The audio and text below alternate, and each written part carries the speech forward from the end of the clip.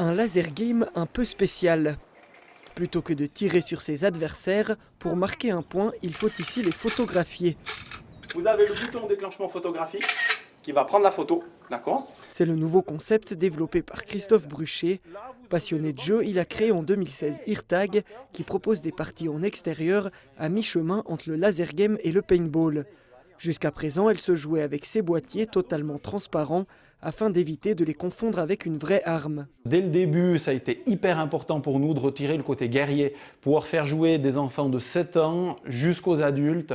C'est quelque chose qui nous a touchés. On a dès le début cherché à enlever cette forme de boîtier, mais c'était très compliqué parce qu'en fait, la forme même d'une arme, elle est ergonomique. C'est comme vouloir faire un avion sans aile, c'est pas possible. Pas possible jusqu'à ce qu'il trouve il y a quelques mois la bonne idée, celle d'un appareil photo.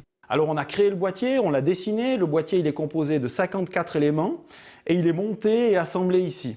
Ici c'est chez lui à Saxon, Christophe Bruchet y a construit un atelier à côté de sa maison où il fabrique tout de A à Z. En 3D, au final, ça doit donner ça.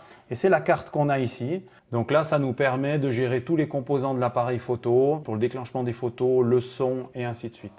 On réalise nos propres circuits électroniques, on fait tout ce qui est dessin et injection et impression 3D, tout ici dans l'atelier.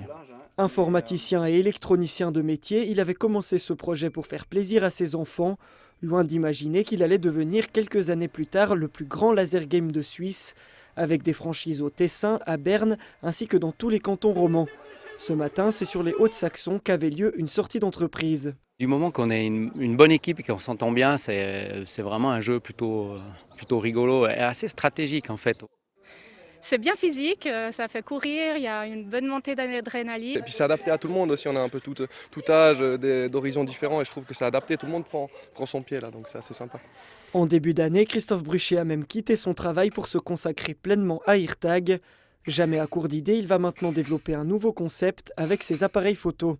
On aura une deuxième version qui sera destinée plutôt aux offices du tourisme, qui pourront proposer des safaris photos où les gens devront chercher des points d'intérêt sur des parcours didactiques.